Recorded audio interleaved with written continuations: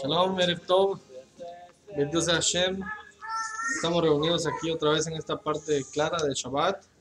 Bendito sea el Boré Olam porque nos ha permitido llegar después de una semana fría otra vez a este hermoso día de Shabbat, porque nos permite tener el tiempo de estudiar su bendita y sagrada Torah, como los comentarios de los sabios y los comentarios de nuestro Santo Maestro, que sirven para que tengamos un crecimiento espiritual, un crecimiento rojaní. Con la ayuda de Hashem vamos a estar estudiando un tema que es sumamente importante. Vamos a saludar a todos los que nos están viendo vía live stream o que nos van a estar escuchando o viendo en iVoox y en YouTube.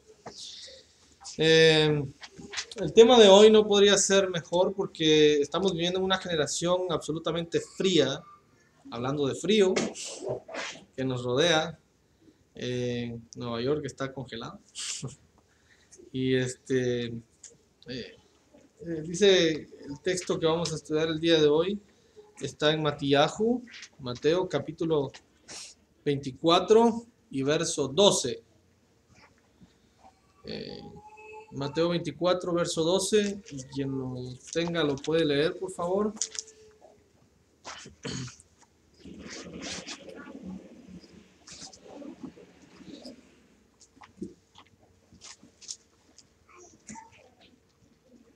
Mateo 24, 12. Y por haberse multiplicado la maldad, la caridad de muchos se resfriará. Y por haberse multiplicado la maldad, la caridad de muchos se resfriará. Dice. En otras versiones dice, y por haberse multiplicado la maldad, el amor de muchos se enfriará. El amor de muchos se enfriará. Detrás de este término amor está una palabra hebrea que es ahavá. Ahavá, que ahavá quiere decir amar incondicionalmente. Y detrás de esa palabra, que fue traducida posteriormente al griego, ahavá es amor.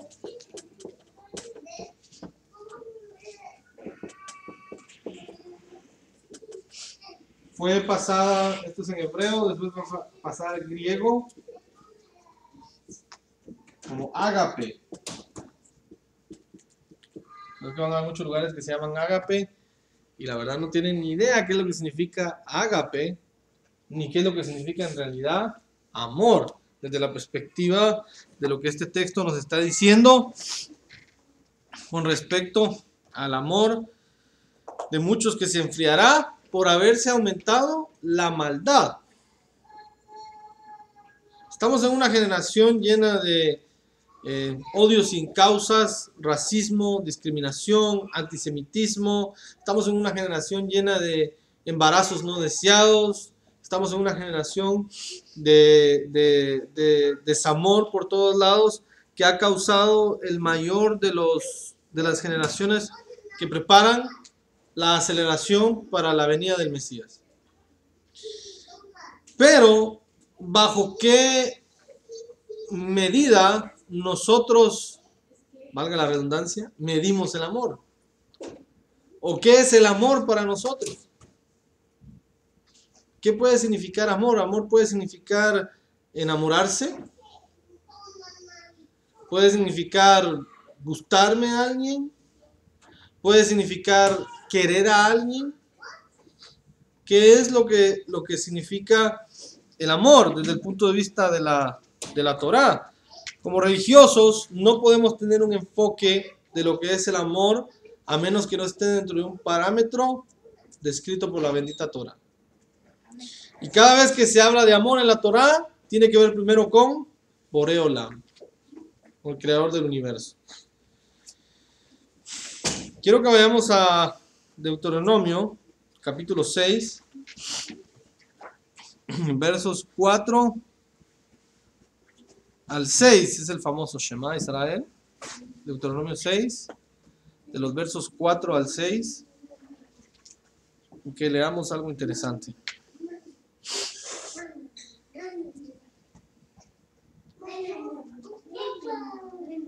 Quien lo tenga lo puede leer también.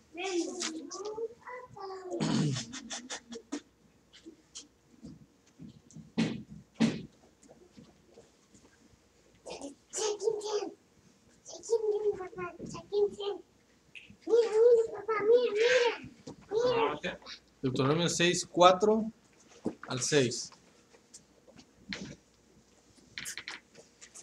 Dice, oye Israel, Eloa nuestro Dios es uno, y amarás a Eloa tu Dios de todo tu corazón y de toda tu alma y con todo tu poder. Okay. ¿Cómo podemos tomar esto como un mandamiento? Amar a Hashem. ¿El amor es un mandamiento? ¿Es algo obligatorio o es algo que tenemos que sentir? ¿Qué creen ustedes? ¿El amor es un mandamiento? Y si es un mandamiento es algo obligatorio. Y si es algo obligatorio quiere decir que se debe sentir amor, y si usted no siente amor está transgrediendo un mandamiento. ¿Cómo poder concebir que dice ama a Hashem con todo tu corazón, con toda tu alma, con todas tus fuerzas? Y si no lo quiero amar, ¿y en qué nivel amarlo o qué significa amarlo? A no dudarlo, esto es lo que viene a aclararnos un poco lo que en realidad significa amor en el judaísmo. Una de las perspectivas que nosotros tenemos, como estaba leyendo hace un momento con Abraham, es que amor es muchas veces confundido con atracción. Muchas veces nosotros pensamos que solo porque nos gusta una persona estamos enamorados, pero eso es solamente atracción física. El amor es algo que se construye con el tiempo, es de dos y que se trabaje junto para entonces poder construir algo que sea de verdad llamado amor. Pero eso de amor a primera vista no es tan verdadero. Amor a primera vista es en realidad ilusión a primera vista. Yo me puedo ilusionar a primera vista, pero amar a primera vista, eso no suele suceder, porque en realidad es una etapa muy difícil y un desarrollo que se va llevando a cabo a través de los años. Pero amor, en una definición simple en el judaísmo, significa sacrificarme para dar a mi otra mitad, a mi pareja, lo que necesita. Sacrificarme yo para dar a la otra persona lo que necesita. Amor al prójimo. Ya dijimos, ama a tu prójimo como a ti mismo. Ya lo hemos visto aquí. ¿Qué dijimos que significaba al prójimo como a ti mismo, Gerson? ¿Qué significa ama a tu prójimo como a ti mismo?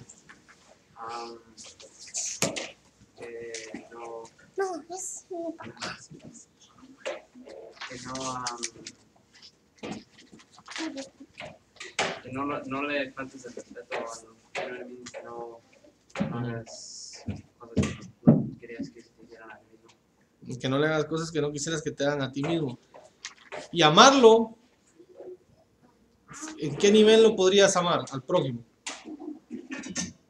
Dice como a ti mismo. Pero si a ti te quieren, pero tu prójimo quiere que lo quieran más que a ti, entonces ese sería amor al prójimo.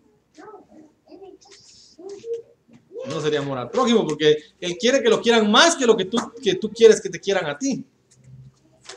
Entonces, amor al prójimo dijimos que en realidad es ponerme en los zapatos del prójimo y saber qué es lo que el prójimo quiere y qué es lo que el prójimo necesita para hacerlo feliz.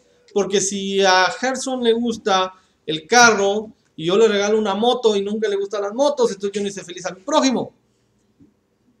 Aunque le estoy regalando algo, pero no es lo que le gusta. Y me va a decir, al caballo regalado no se le mira conmigo. Pero de todos modos, no es algo que lo está haciendo feliz. No es algo que lo está haciendo feliz.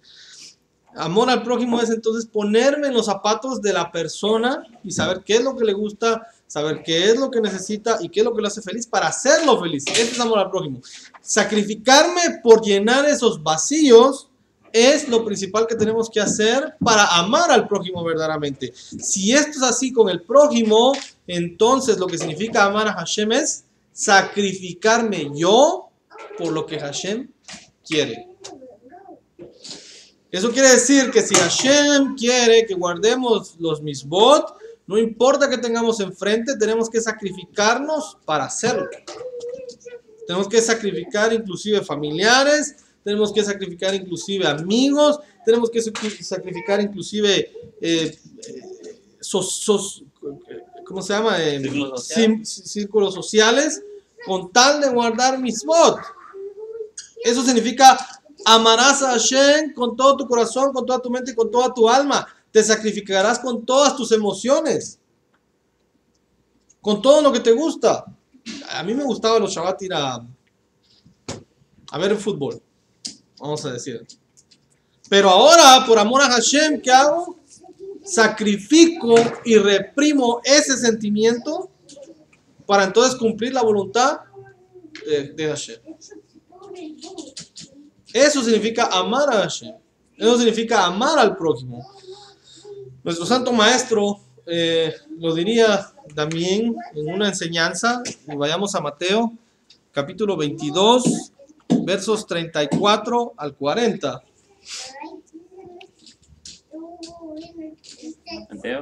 Mateo 22, capítulos, versos 34 al 40. Pero al enterarse los fariseos de que había hecho callar a los saduceos, se reunieron. Y uno de ellos, versado en la ley, le preguntó para ponerlo a prueba: Maestro, ¿cuál es el mandamiento más grande de la ley? Y Yehoshua le contestó: amarás a Hashem, tu Eloah, con todo tu corazón, con toda tu alma, con todas tus fuerzas y con toda tu mente. Este es el más grande y el primer mandamiento. Y el segundo es semejante a este: amarás a tu prójimo como a ti mismo. De estos dos mandamientos dependen la ley y los profetas. Miren qué interesante es la conclusión a la que llega el maestro. De esos dos mandamientos cuelgan la Torá y los profetas. De esos dos mandamientos, ¿cómo podemos relacionarlo?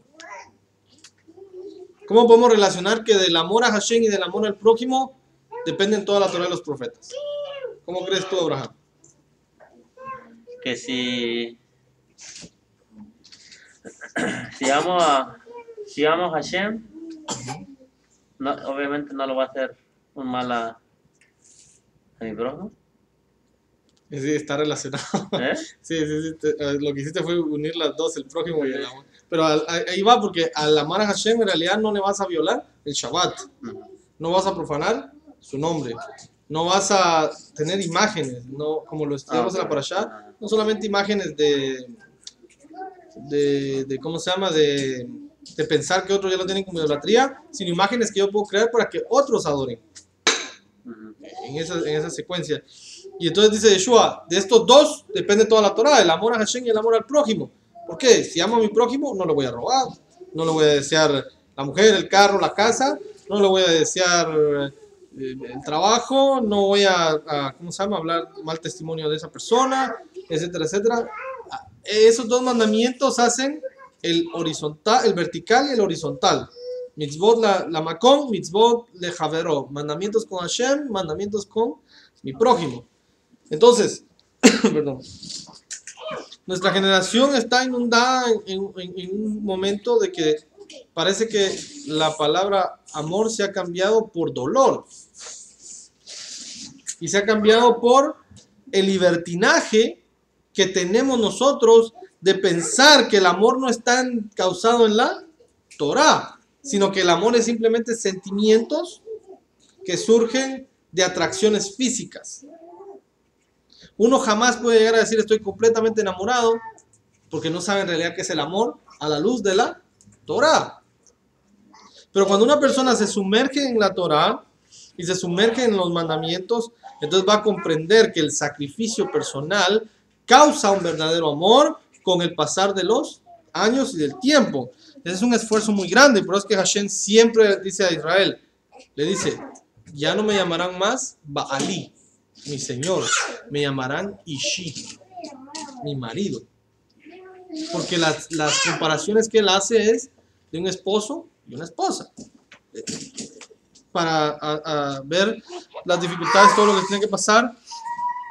Y ¿cómo se llama? Que no se debe de permitir que la maldad ahogue todo eso. Pero ¿será que nuestra generación es peor o es mejor? ¿O a quién le gustaría vivir en otra generación? ¿En qué generación nos hubiera gustado vivir? Vamos a ver, hermano Eyal, ¿en qué generación le hubiera gustado vivir? La generación del maestro. La generación del porque maestro. allí pues me desenvolvería mucho más en la palabra de Hashem y pues creo que sería estupendo, sería genial estar ahí. Correcto. Aunque en ese entonces era barbaries y todo eso, pero pues sería ideal en ese momento. Sería ideal, Abraham. No, pues a mí me gusta la generación en la que vivo porque con la ayuda de Hashem, si hago los misbot y lo trato de agradar, pues voy a tener quizás un poquito más méritos que la gente que estuvo anteriormente, ¿verdad? Porque la generación que vivimos es muy difícil. Creo que tiene más méritos una generación donde está, creo yo, ¿verdad? Que está sufriendo más, vamos a decir en el sentido de se esfuerza uno más porque el mundo está más perdido afuera, pero uno se está esforzando por no perderse en ese mundo. Entonces, esperando que Yeshua venga pronto en nuestros días y poder ver esa venida del maestro. Gerson. La tortuga ninja. No, lo andaba pensando, creo que maybe en los 80s. ¿80? Yeah. ¿Por qué? Creo que había todavía, como viviendo aquí en América, creo que todavía las personas pensaban diferente completamente, no tenían mucho, como que querían ser más antiguos, ¿Más conservadores? Sí, más ¿Tradicionales? ¿Más como que puritanos? pensaban completamente diferente que ahora que ya hacen lo que se Les dé la gana. Yeah. Let's see.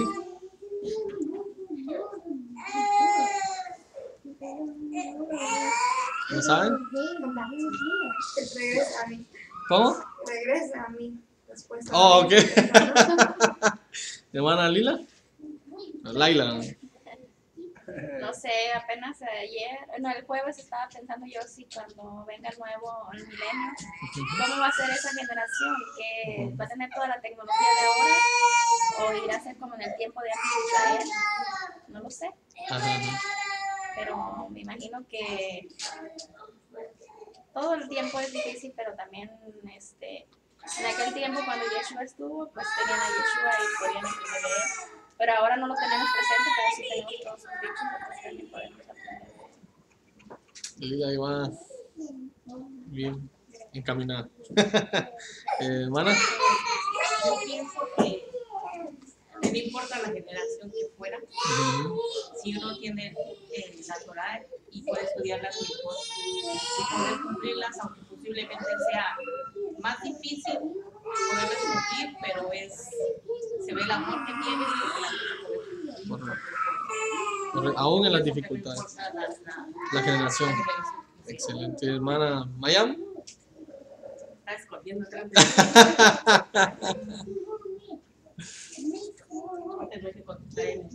En inglés. ¿Cómo se dice? Pregúntale en qué generación en inglés. What generation would you like to live? En los 70. ¿En los 70? Oh. Why? Porque todas las personas querían amor y paz y no querían pelear tanto. Ok. Casi anda igual que Gerson, unos 10 años, un poquito más. Sí. Ahora sí, Letzi. Creo que Cuando Yeshua estaba aquí. Ok. Esa creo que fue la ideal. No, sí no estaba. ¿En qué generación te gustaría vivir? Si nuestra generación la vemos como algo mala, ¿en qué generación te hubiera gustado vivir? ¿En esta o en otra del pasado? Yo siento que el pensar de todo sería cuando en la generación estuvo el maestro, ¿va? Pero tenemos que estar todos quisiéramos estar en la generación del maestro para que nos pueda haber enseñado sus enseñanzas y pueda haber aprendido más de él, ¿va? Pero como no es así, yo siento de que, como decía el hermano, no importa la generación que estemos, sino la motivación que tengamos también en guardar la Torah con verdadero amor, de corazón, como decía nuestro rabí Yehoshua, que el primer mandamiento es amar al Eterno con toda tu mente, con todas tus fuerzas, y lo importante es la intención, que cómo es que nosotros vamos a amar al Eterno y también al prójimo. Correcto. O sea que no importa a qué generación estemos, sino que ahí sí que el camino de la Torah es difícil, pero si no tratamos la manera de adentrarnos en el camino, nos va a ser más difícil aún querer retomar el camino, pues, porque es decir que el primer paso es empezar en la Torah y accionarla para poder realmente llevarla de corazón, pues, porque tenemos que accionarla, ¿no? Correcto. Cuando a mí me hicieron esta pregunta me dejaron igual. Yo pensé en todas las generaciones del mundo. La de Abraham, la de Isaac, Jacob tal vez, Moshe Rabenu, enseñando los grandes misterios de la Torá, de las nubes directamente. Pero la respuesta fue la que menos yo me esperaba. Vayamos a Eclesiastés 7:10.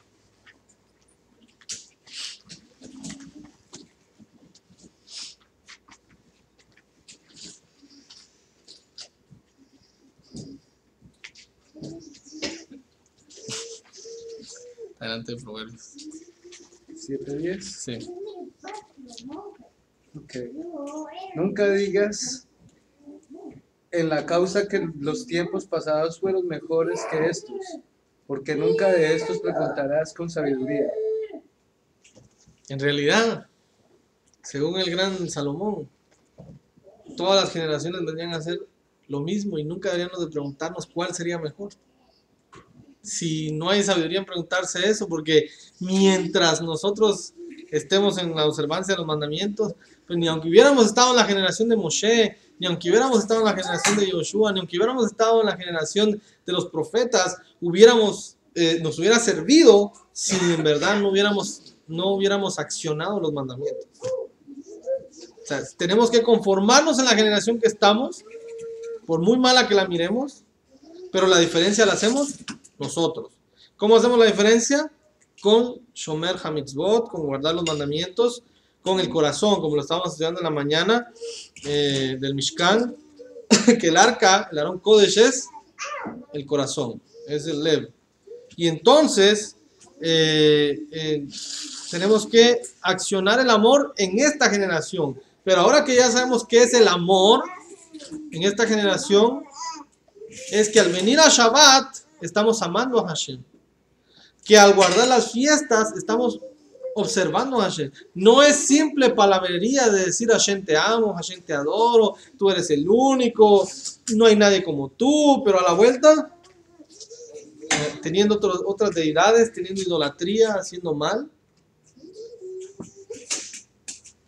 Uno puede decir muchas cosas y podemos tener un Ahavá al pi, un amor de boca, pero necesitamos, así como dijimos de Emuná Jaleb, Emet Jaleb, necesitamos un Ahavá Lev, Alev, del corazón, de adentro. Podemos decirle Hashem te amo, Hashem te adoro, pero si no lo hacemos, guardar los mandamientos con regocijo, guardar el Shabbat con alegría, guardar las fiestas con alegría, es solamente al pi, solamente con la boca. Y como estudiamos en la mañana, la Torah y el Mishkan es una coreografía exacta de los modales y de la moralidad que tenemos que tener nosotros entre humanos y cómo comportarnos para poder crear el mayor cambio, no solamente en nosotros, sino en los que nos rodean. Eso es lo más importante. Entonces, nuestra generación no es mejor ni peor. Simplemente somos nosotros quienes la vamos a ver mejor o peor, o como la vamos a hacer mejor o peor. Pero lo que dijo el maestro es que en aquellos días, por haberse multiplicado la maldad, el amor de muchos se enfriará. El amor de muchos, ¿qué quiere decir? Que ya no le va a dar rosas para San Valentín Day. Que ya no le va a dar palabras bonitas, que ya no la lleva a cenar.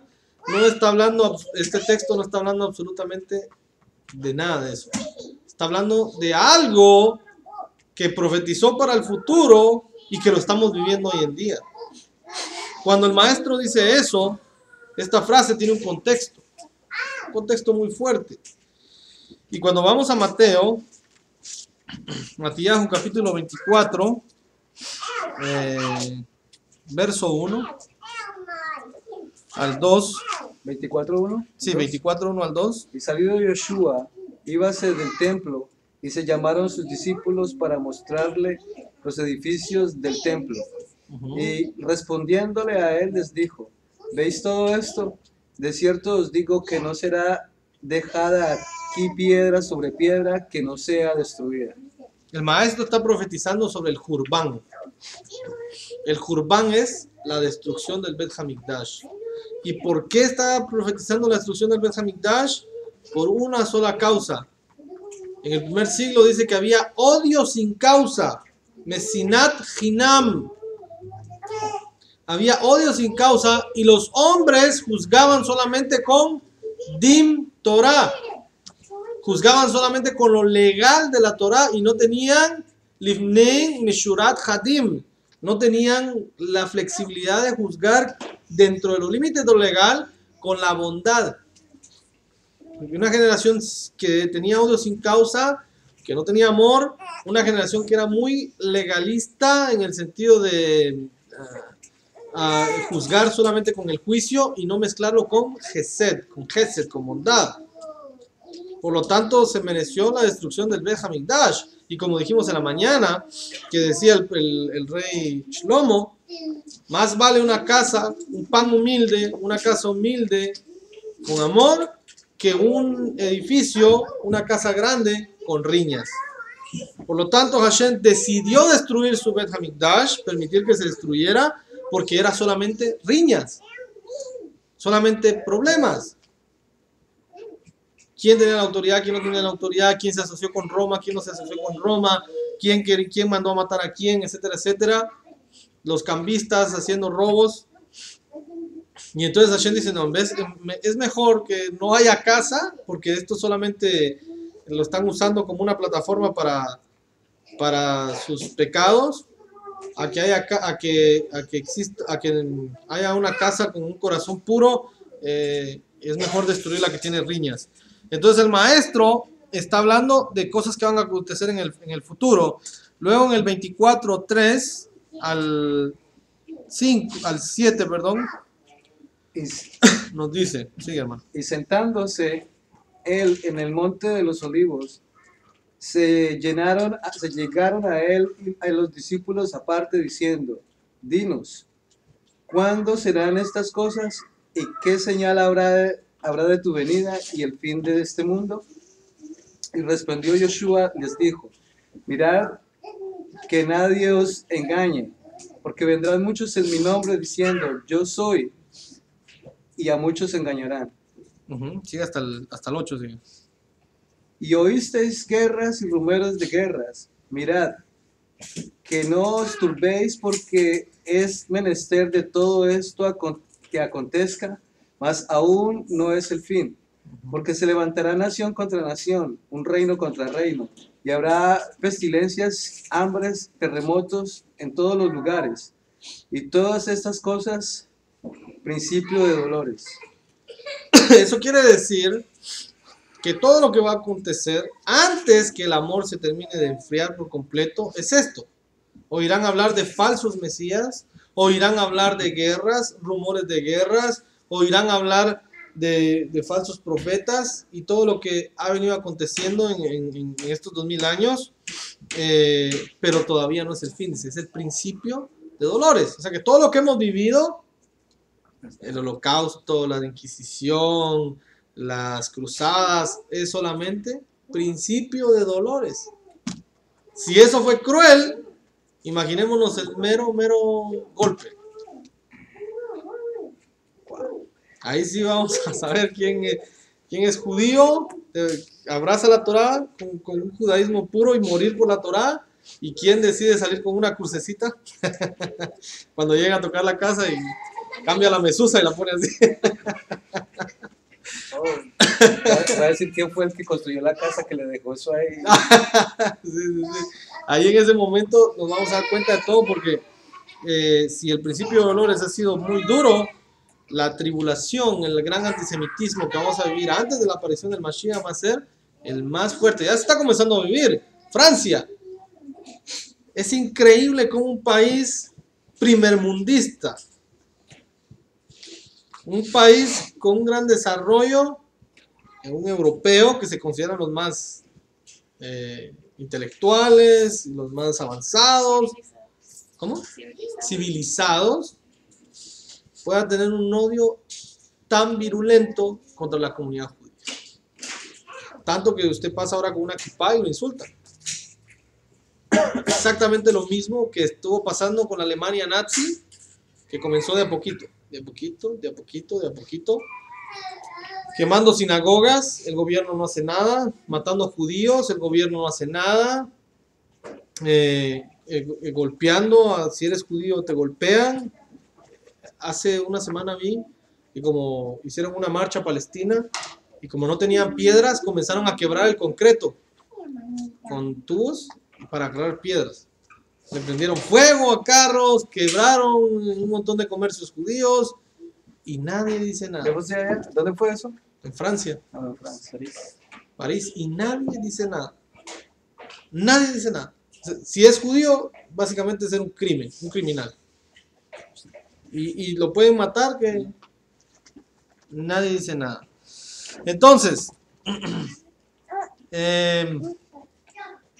corremos el gran peligro de estos principios de dolores y lo que sigue después de eso, pero ahí es donde será probado verdaderamente nuestro amor a la Torah y nuestro amor a Hashem. Probar nuestro amor a la Torah y probar nuestro amor a Hashem. Sigamos ahí en Mateo 24, 9 al 10. 9 al 10. Ajá. Entonces os entregarán para ser afligidos y os matarán y seréis aborrecidos de todas las gentes por causa de mi nombre. Y muchos entonces serán escandalizados y se entregarán unos a otros y unos a otros se aborrecerán. Y muchos falsos profetas se levantarán y engañarán a muchos. Y por haberse multiplicado la maldad, la caridad de muchos se resfriará. Y por haberse multiplicado la maldad, el amor de muchos se enfriará. Primero que todo tenemos que entender que lo que se conoce como maldad, o que se ha traducido como maldad o como iniquidad en los escritos de Yeshua, en griego, porque pasaron del hebreo al griego, viene de una palabra que está compuesta por dos. A, solo esta palabra A significa sin, en griego. Nomía significa Torah. Anomía. Y por haberse multiplicado la anomía, dice en griego, por haberse multiplicado la anomía, el amor de muchos se enfriará. Entonces, si entendemos que la palabra anomía, que también viene de nomos, que quiere decir también sin ley. No, nomos quiere decir ley. Se traduce como ley. Y con A quiere decir sin ley. Lo que el texto nos está diciendo de Mateo es entonces que por haberse multiplicado la no observancia de Torah, la no práctica de Torah, entonces el amor de muchos se enfriará. ¿Por qué? Porque ya no va a haber sacrificio por guardar los mandamientos. Porque ya no va a haber sacrificio por guardar la Torah, por guardar Shabbat, por guardar las fiestas. Y entonces vamos a caer en el peligro que leímos en la mañana y que es bueno que lo volvamos a leer en Isaías, capítulo 1, versos 13 al 14. Isaías 1, versos 13 al 14.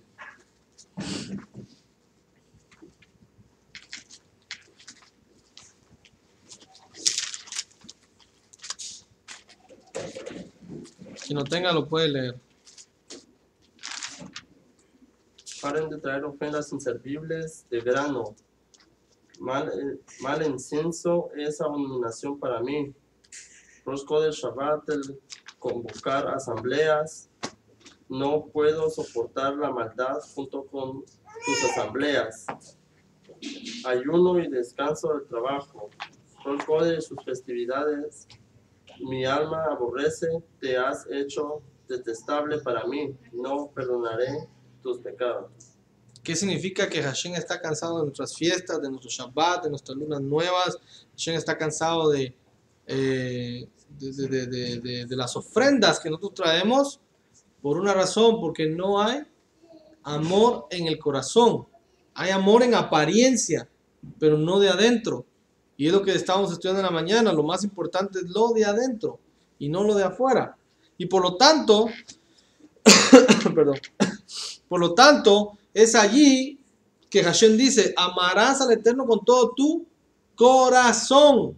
No dice, amarás al Eterno con toda tu apariencia, amarás al Eterno con todo tu cuerpo, amarás al Eterno con toda tu ropa, amarás al Eterno con todos tus bienes. Sí lo dice, pero después, cuando dice, amarás al Eterno con todos tus bienes. Pero primero que dice, amarás al Eterno con todo tu corazón.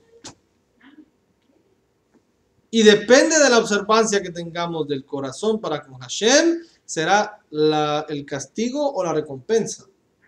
Y como lo leímos en la mañana también, en Deuteronomio, capítulo 28, versos 47 al 48. Deuteronomio, versos 47 al 28. Perdón, Deuteronomio 28, versos 47 al 48. 47 al 48. 48. ¿Por qué no serviste a Hashem tu Elohim con alegría y gozo en tu corazón cuando tenías tal abundancia de todo? Hashem mandará tu enemigo contra ti y tú le servirás cuando estés hambriento, sediento, pobremente vestido y faltándote todo. Él pondrá un yugo de hierro en tu cuello hasta que él te destruya. ¿Por qué dice que vas a servir a tu amigo, que vas a aguantar hambre, que vas a ponerte un yugo de hierro sobre tu cuello? ¿Por qué? Porque no lo serviste con el gozo del corazón. Porque no lo serviste con el gozo del corazón, de lo de adentro. Y por lo tanto, Hashem manda enemigos y nos levanta enemigos cada vez que nosotros nos enfriamos de guardar los mandamientos. Y comenzamos a quedarnos ciertos fantasmas y también enemigos verdaderos que se levantan con tal de hacernos regresar a la Torah, con tal de hacernos regresar a la observancia de los misbot. Y es por eso que también dice la Torah que Hashem pone la palabra en nuestro corazón, en nuestro lev.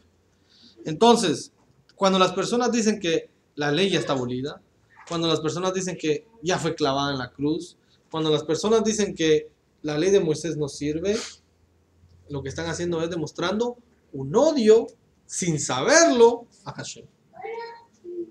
Un odio a los mandamientos, un odio a las profecías, un odio a toda la Biblia hebrea. Y por lo tanto, la maldad se multiplica cada vez más y más y más y más, porque para lo que la Torah para nosotros es bueno, para ellos es ridículo, es absurdo. Si nosotros decimos que la Torah de Moshe ya fue abolida, quiere decir que podemos ir a robar, podemos ir a matar, podemos ir a adulterar, podemos ir a asesinar, sin ningún cargo de conciencia.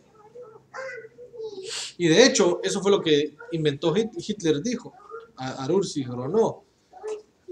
Hitler, Ismach Shemov Ronó, dijo que la conciencia era un invento judío, que el sentir dolor era un invento judío del cual había que quitar. Y por eso es que podía matar a cualquiera y seguir comiendo, levantarse, ir a asesinar a alguien y regresar a comer lo que estaban comiendo, sin ningún remordimiento. Porque desde el punto de vista de Hitler, eso es un invento judío. Pero bien que sentía un dolor, estaba nada. Y llegó un momento que ya una persona se acostumbra tanto a asesinar que él no siente remordimiento. Los famosos nazis mataban sin sentir ningún dolor, ¿no? Entonces mataron niños, mujeres, de todo, y no sentían ningún dolor. Y entonces lo mismo puede pasar, dice, cuando nosotros dejamos pensamos que vamos a dejar de guardar un mandamiento y no nos va a pasar nada. Vamos a dejar de guardar 2 mandamientos y no nos pasa nada. 3, 4, 5. Y dejamos de guardar la Torah quizás y decimos no nos pasa nada. Pero lo que está pasando en realidad es que estamos borrando el amor de Hashem de nosotros y la conciencia y el remordimiento que Hashem puso dentro para que nos arrepintamos. No hay nada peor que perder la oportunidad de arrepentirse. ¿Cómo podemos perder la oportunidad de arrepentirnos? Cuando hacemos que otros pequen. Cuando cometemos un pecado repetidamente. Cuando causamos que alguien haga algo por nosotros en el nivel caret, mandar a asesinar. No lo estoy matando yo directamente, estoy mandando a alguien. Pero lo estoy haciendo. Eso me puede llevar a un camino de no retorno al arrepentimiento. Entonces, hay que tener mucho cuidado cuando nos dicen que ya la ley ya pasó, hermano, ya la ley no sirve. Ahora solo es el amor, dicen, y en realidad no saben qué es el amor. No saben qué es el sacrificio para guardar los mandamientos. Entonces, ¿quiénes son los que no entrarán al reino de los cielos? Al Malhut Shamayim. Ya hemos estudiado aquí qué es el Malhut Shamayim, el reino de los cielos, quién lo conforma, quién es el rey, cómo se puede vivir en el reino de los cielos en esta tierra. Y ahora la pregunta que surge es, ¿quiénes no entran al reino de los cielos? Vayamos a lo que nos dice nuestro Santo Maestro en Mateo capítulo 7, versos 21 al 23. Mateo 7, 21 al 23. No todo el que me diga Señor mío, entrará en el reino del cielo, sino el que haga la voluntad de mi Padre que está en el cielo. Muchos me dirán en aquel día, Señor mío, ¿no profetizamos en tu nombre? Y en tu nombre expulsamos espíritus malignos, y en tu nombre realizamos muchos milagros. Y entonces les declararé, jamás los conocí, apártense de mí, hacedores de iniquidad. Por tanto, todo el que escuche mis palabras y las ponga por obra, será semejante a un hombre prudente que construyó su casa sobre la roca. ¿Hasta el 25? No, ahí está bien. ¿Hacedores de qué? De iniquidad. Iniquidad, que pasó al griego como anomía. Y dijimos que anomía es sin Torah. Sin Torah. Cuando estas personas se acercan al maestro y le dicen, ¿acaso no profetizamos en tu nombre? Eso quiere decir que esas personas, ¿qué? Conocen el nombre de Yoshua. No están diciendo Jesús. Conocen el nombre del maestro. Eso quiere decir que puede surgir una generación como la que estamos viviendo, de personas que se levantan diciendo creer en Yeshua y hacen cultos sincretistas, hacen cultos mezclados entre judaísmo y cristianismo que no son agradables. O se es judío o se es cristiano. O se es judío o se es cristiano. No se puede hacer las dos cosas al mismo tiempo. Judío cristiano es un término contraproducente. No encaja. Pero bien, el punto entonces es que dice que en el nombre del maestro echaron fuera demonios, que en el nombre del maestro hicieron tales milagros. Pero el maestro dice, apartados de mí, los que no hacen la Torah, los que no guardan la Torah. Apartados de mí, los no guardadores de Torah. Los que la voluntad de su padre. Los que no hacen la voluntad del Padre, que es en el contexto de sin ley, es porque la ley, la Torah es la voluntad expresada de Hashem a nosotros en un sefer, en un libro. Por lo tanto, los que no entran al reino de los cielos son los que dicen, Hashem te pide el nombre de Yeshua, voy a hacer un milagro en el nombre de Yeshua, Yeshua es mi Mesías, Yeshua es aquí, Yeshua es allá, y podemos hacer lo que se nos dé la gana porque en el nombre de Yeshua vamos a recibir perdón, y al final no guardan nada de Torah, no guardan nada de mitzvot, y la única forma de poder mantener una parte en el mundo por venir es guardando Torah. La única forma, no hay nada. Pueden mencionar a Yeshua, pueden mencionar a Bar Yochai, pueden mencionar a San Judas, pueden mencionar a el niño de Atoche, a quien 1000 personas que usted quiera, pero si una persona no guarda Torah, no tiene parte en el mundo por venir. Conociendo, por supuesto.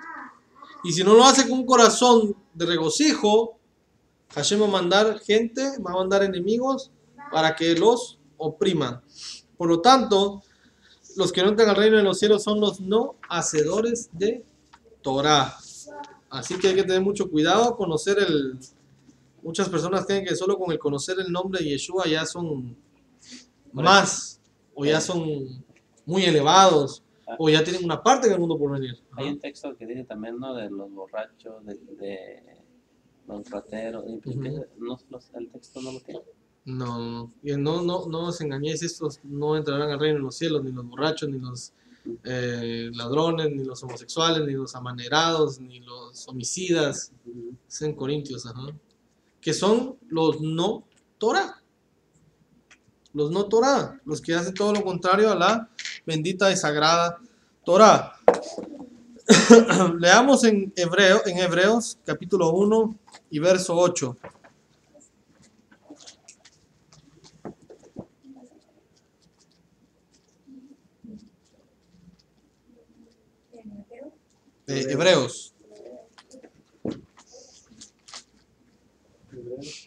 Hebreos capítulo 1 verso 8.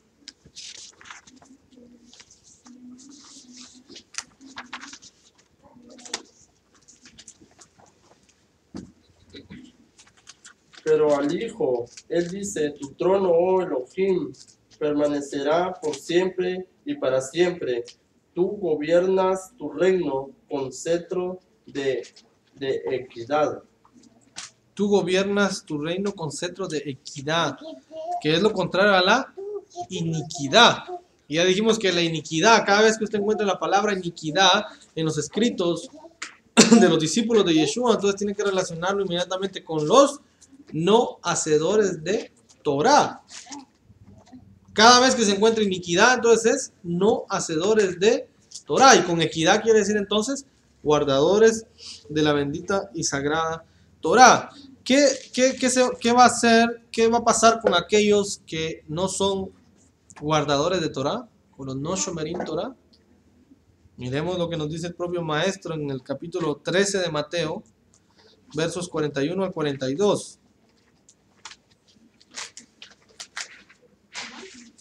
Mateo 13, 41 al 42.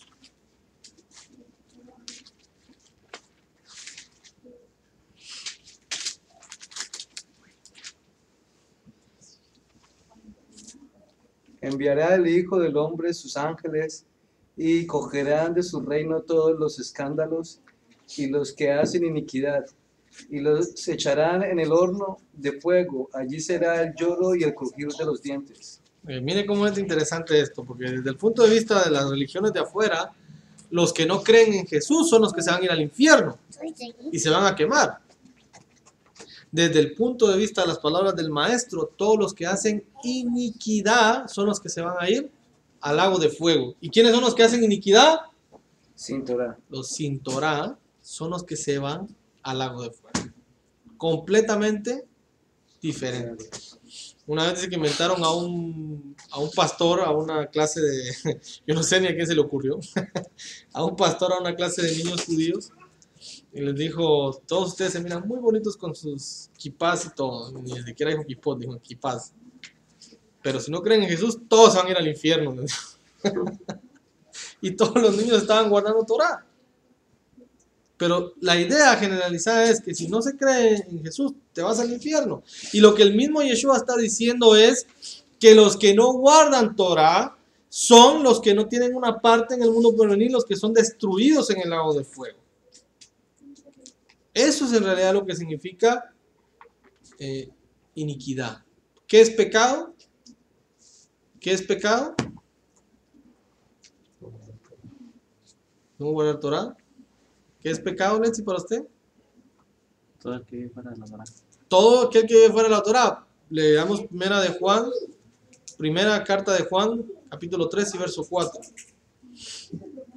Me preguntaba una persona, un cristiano, bueno, ¿y qué va a pasar con nosotros los gentiles? Y le dije yo, porque me dijo que si ellos también estaban pecando, y le dije, fácil, todo el que vive fuera de la Torah no entra en el reino, no entra en el reino, así es fácil. No tiene salida. Me borró de Facebook. Ya cuando no se puede, mejor lo eliminamos.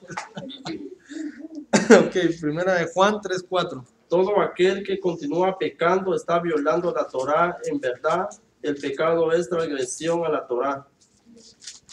La gente afuera dice, pecado es, como hablamos en la mañana, pecado es tomarte un café. La traigo porque esos se metieron en el café, los mormones. O cualquier otra cosa que la gente piensa que es pecado afuera y que en realidad no se considera una transgresión absoluta mientras esté en la medida. Pero lo que sí es pecado, ellos no lo consideran pecado. Ellos comen cualquier cosa, comen cerdo, comen camarones, comen ostiones, comen lo que sea, y para eso ellos sí está bien.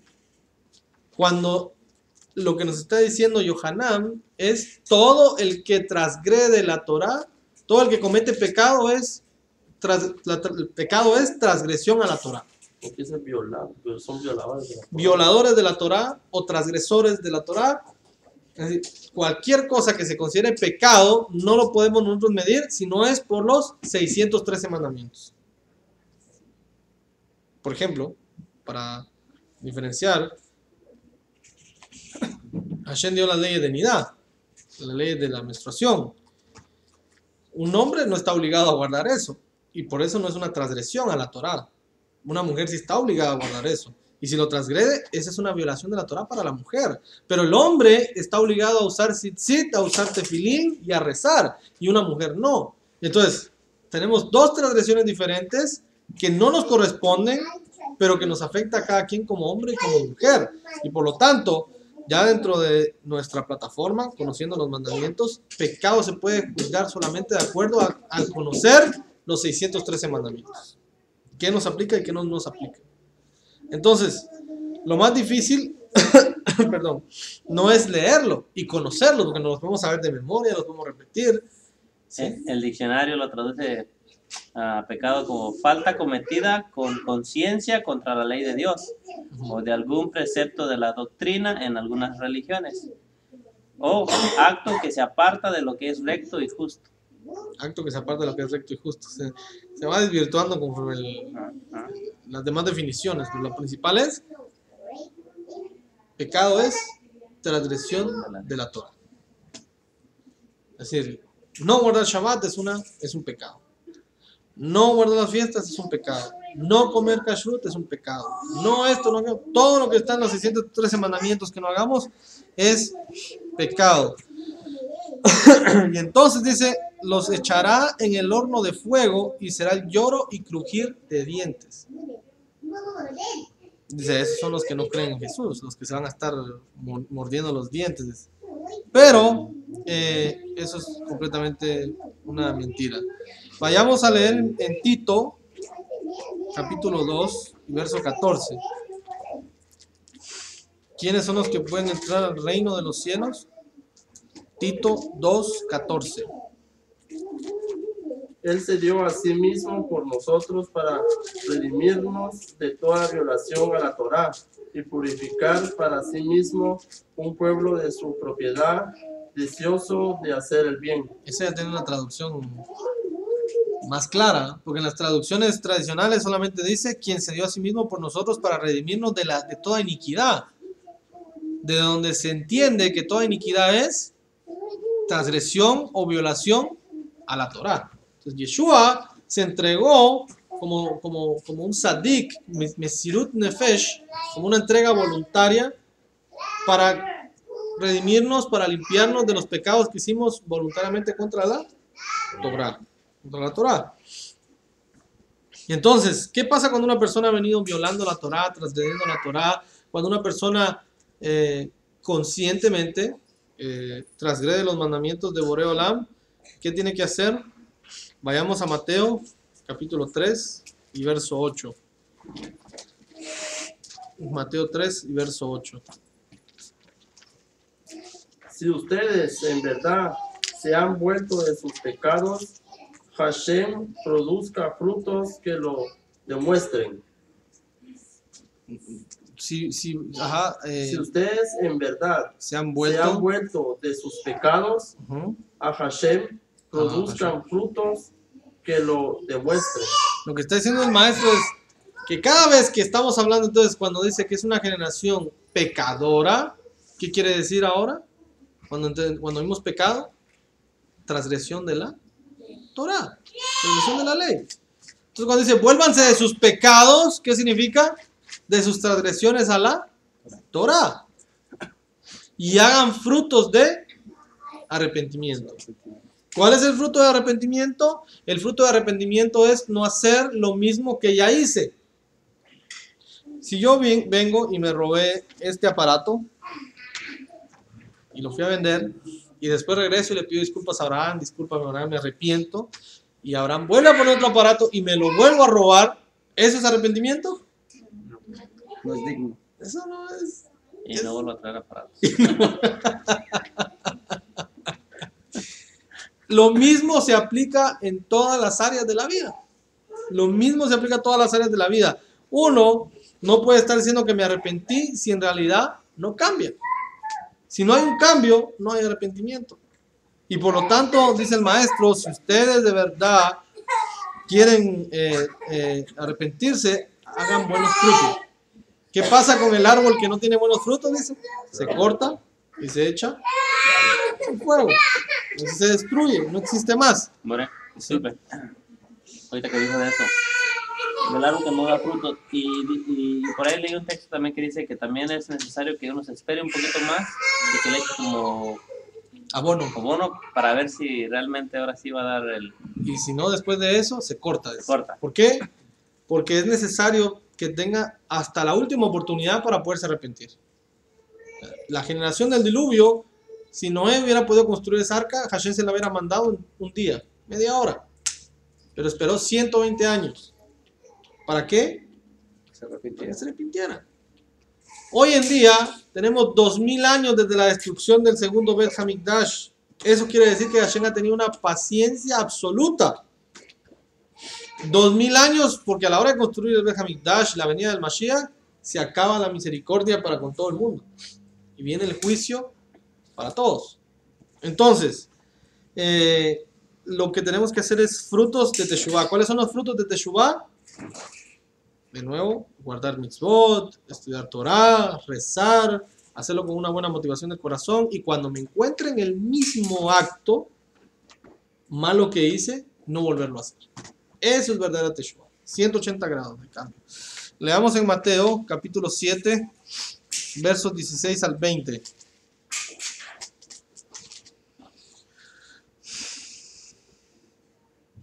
Por sus frutos los conoceréis.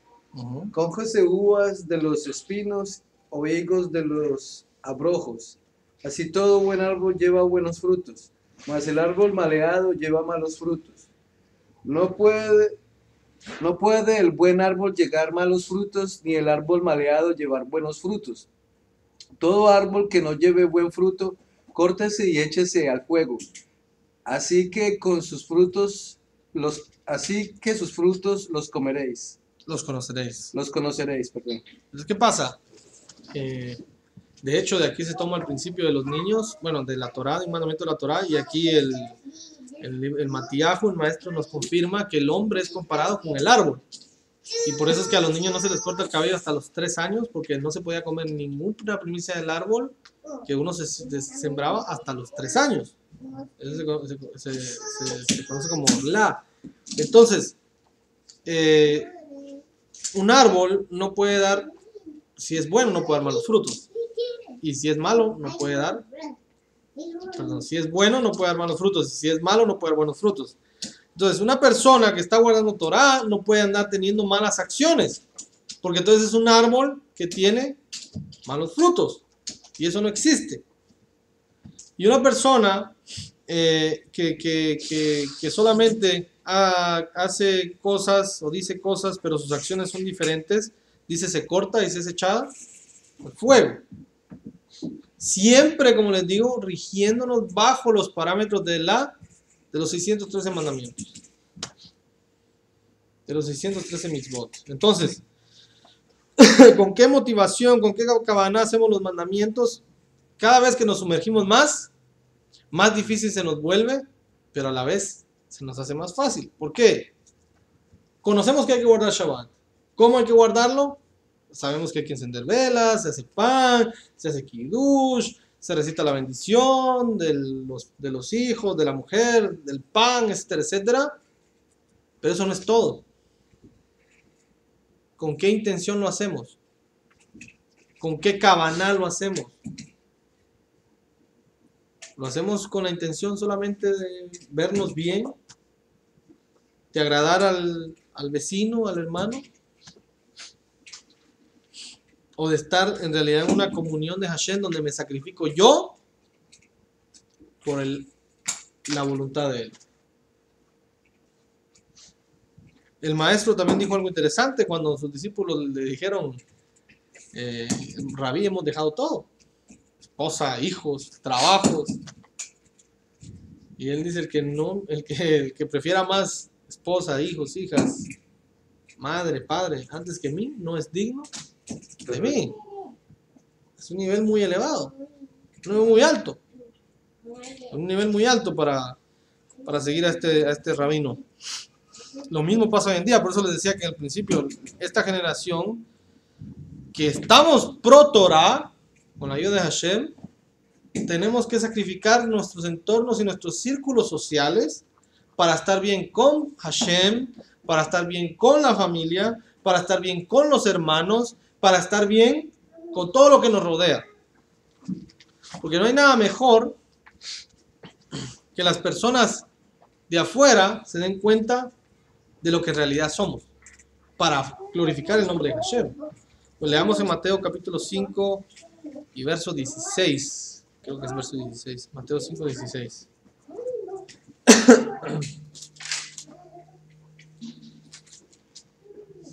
Asimismo, dejen que la luz alumbre delante de la gente, de manera que puedan ver las buenas obras que hacen y alaben a su Padre que está en el cielo. ¿Para qué sirven las buenas obras? ¿Para qué sirve hacer las cosas bien? Para que la gente glorifique a Hashem. Eso significa Kiddush Hashem. Kiddush Hashem.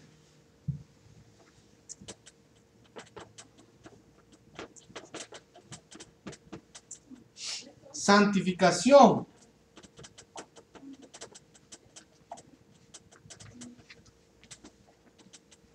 Del nombre.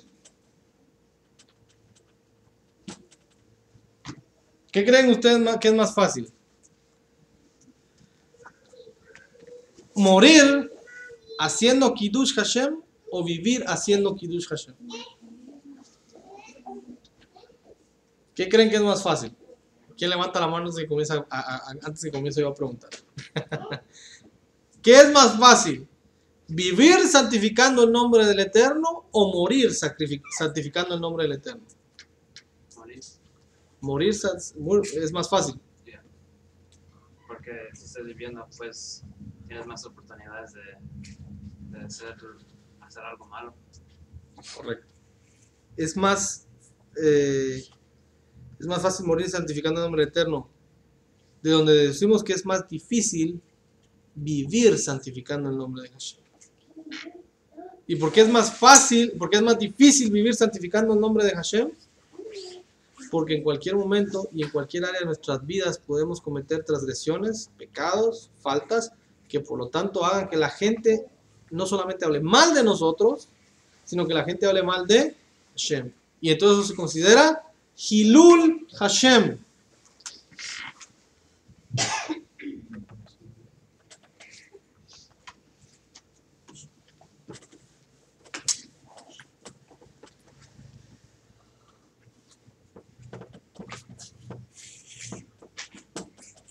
Esto es profanación.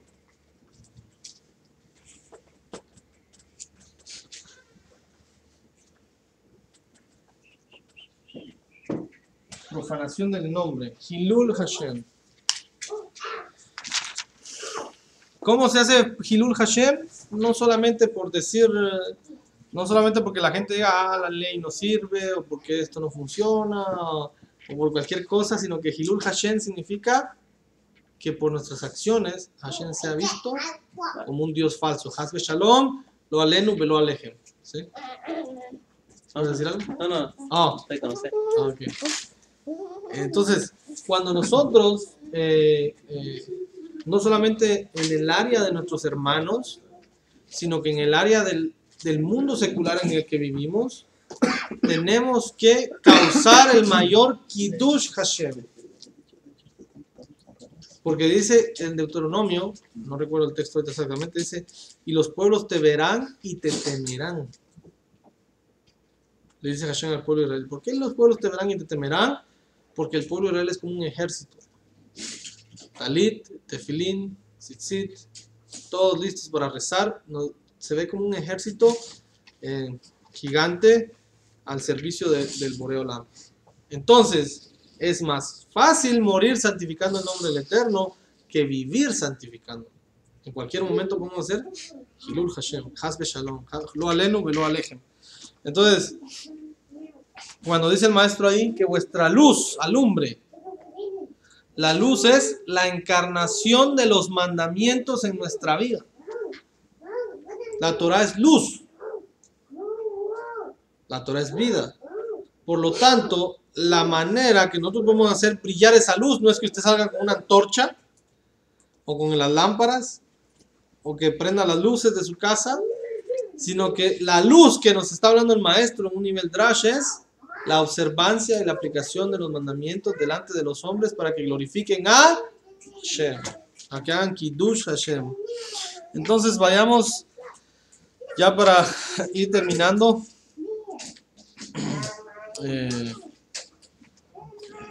Las huellas de nuestro maestro en primera de Pedro capítulo 2 y verso 21, Kefa Aleph, primera de Pedro 2, 21.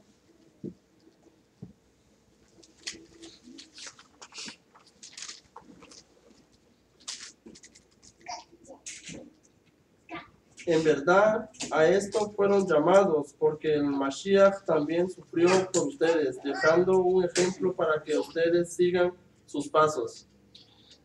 El Mashiach también sufrió para que ustedes sigan sus pasos. ¿Y cuáles eran los pasos del maestro según todo el contexto? Mateo 5:17. No penséis que he venido a abrogar la ley ni los profetas. No he venido a abrogar, he venido a cumplir. Si una persona dice que es discípulo del maestro, pero no guarda la Torah, no es discípulo. Es un Talmid Sheker. Es un falso discípulo. Un mentiroso discípulo. En inglés se dice wannabe. ¿Cómo? Wannabe. En inglés se dice. ¿Wannabe? Wannabe. Oh. Quieres, pero no. Wannabe. Hay un sistema, hay un espíritu que se ha convertido por estos 2000 años el más grande enemigo del pueblo judío. Vayamos a Tesalonicenses 2:7.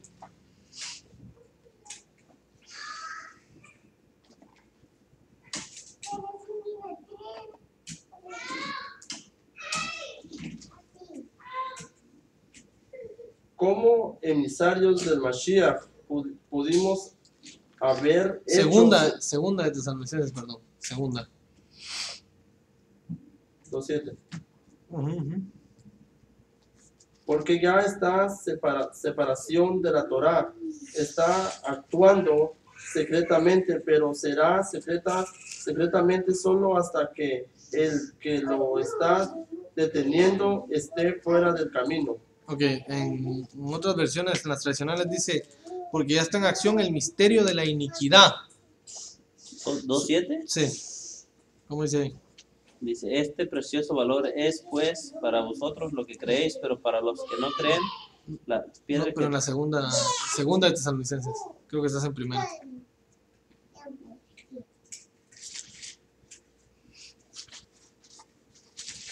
Esta dice, porque ya está obrando el imperio de la iniquidad, solamente espera hasta que sea quitado del medio el que ahora lo impide.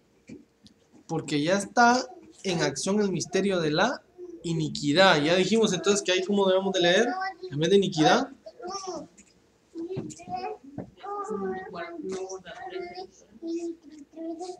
Entonces el texto salía mejor porque ya está en acción el misterio de los que no guardan Torah, de los que están apartados de la Torah.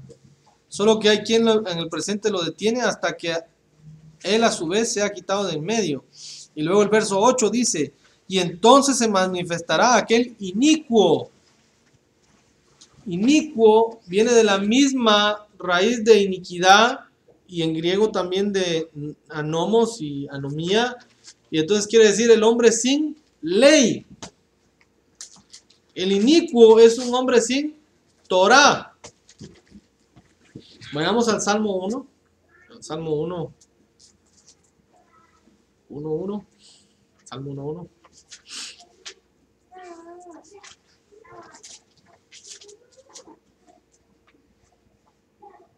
Dichoso el varón que no anda en senderos de los inicuos, ni se mantiene en la manera de pensar de los pecadores, ¿Y el 2? ni se sienta en la silla de los escarnecedores, sino que su deleite está en la ley de Hashem y en su ley medita de día y de noche. Entonces, ¿quién es un inicuo? El que se sienta en silla de escarnecedores, el que no se deleita en la ley de Hashem. El inicuo es el que no se deleita en la ley de Hashem. Por lo tanto, este hombre, este inicuo que se menciona acá, es uno sin Torah, uno sin ley. El antimesías o el pseudomesías, como se le conoce, se puede ver de otra forma como una especie de sistema. Todo aquel que diga que Yeshua no vino, no es hombre de carne y huesos, este es el antimesías. Y la iglesia tradicional ha enseñado que Yeshua es Dios. Por lo tanto, eso se considera inicuo, sin Torah. Todo el sistema, cualquier sistema que suplante a Hashem como el único Dios verdadero, es un antimesías, es un anti-Hashem, es un anti-Torah. Incluso su hijo. Incluso su hijo. Se vuelven al hijo Dios. Se vuelven al hijo Dios, entonces se vuelven hacedores de maldad o se vuelven en contra de la Torah. Entonces, tenemos que observar los mandamientos, guardar los mandamientos, vivir los mandamientos. Yeshua fue colgado en manos de inicuos, es decir, en manos de no observantes de Torah, y nosotros tenemos que representarlo a él como sus discípulos, como grandes observantes de Torah, con Kavaná. Con Kavaná Emet, una Kavaná verdadera, una intención verdadera del corazón que nos haga cumplir los mandamientos y entonces haga que la gente diga, oh, sí, ellos son Shomer Torah, creen que Yeshua es el Mashiach, y entonces son otro nivel. No es un circo, no es un teatro, ni es un lugar donde solo se apantalla, sino donde se está viviendo Torah, donde se está guardando Torah, y solamente así vamos a poder ser verdaderos judíos, que vamos a ser Kiddush Hashem, por muy difícil que sea. Por muy difícil que sea, hay que vivir haciendo Kiddush Hashem. Por muy difícil que sea. Entonces vamos a dejar la clase por acá el día de hoy. Quería terminar. El maestro nos dio un nivel más elevado de amor.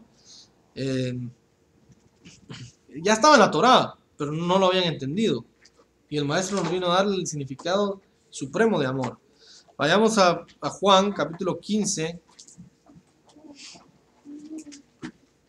Perdón, capítulo 13 primero, verso 34. Juan 13.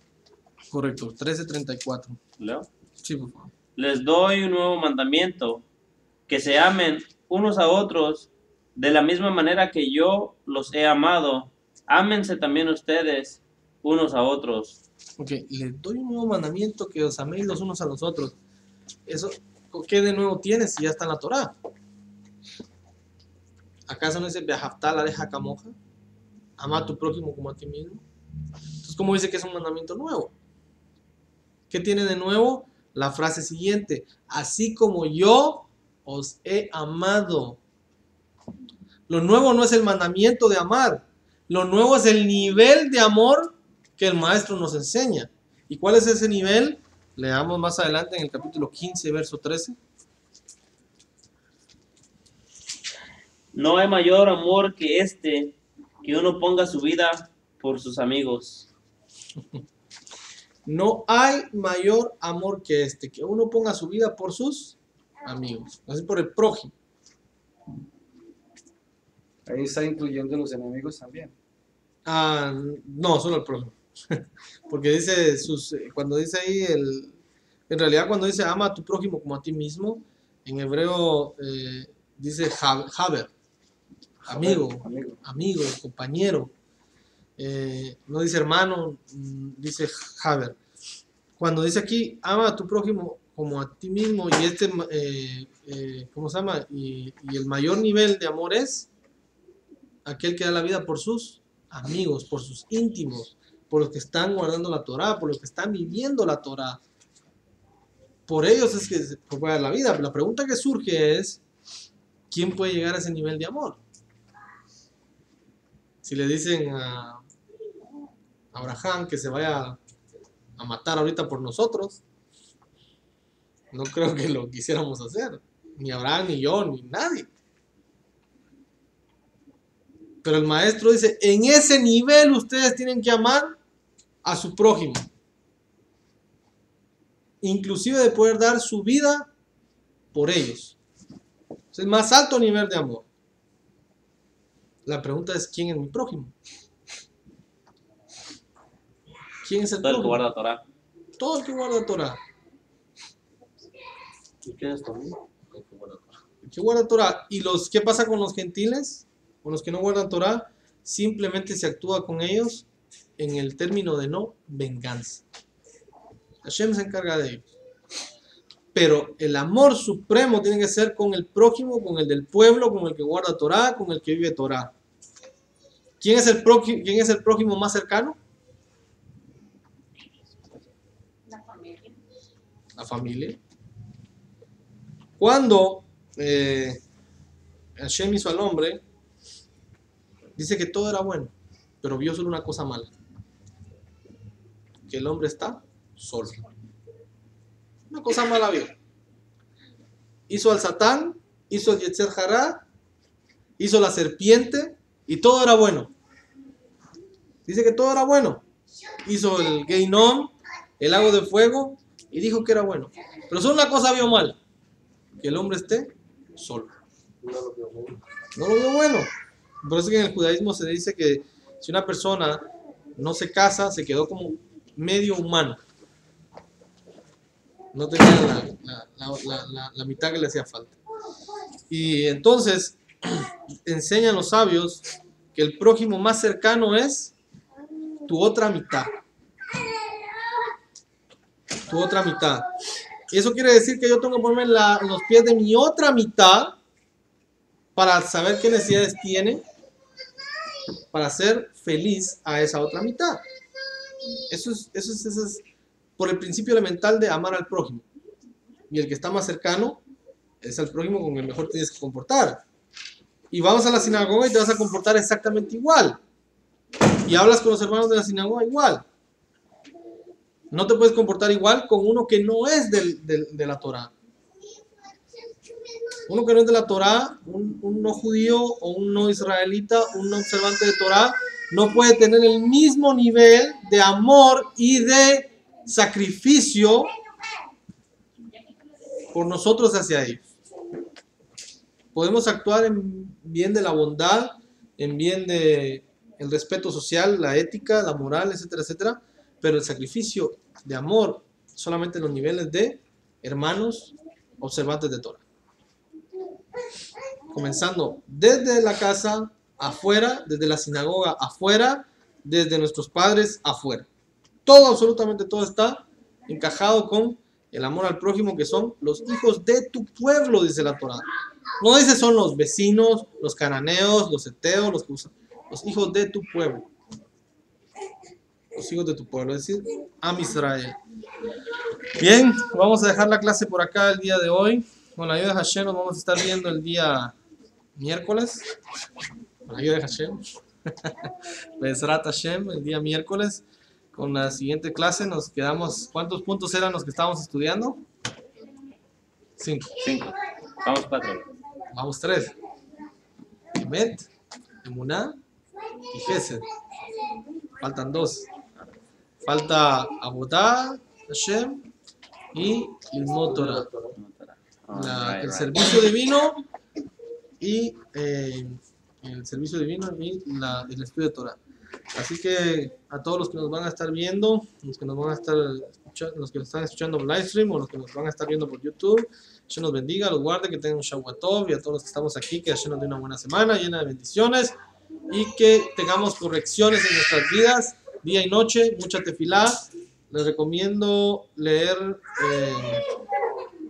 los 10 salmos de rectificación de Rabbi Nachman. Son muy buenos, el Tikkun Haklali. Ahí se los voy a pasar para que los comencemos a leer.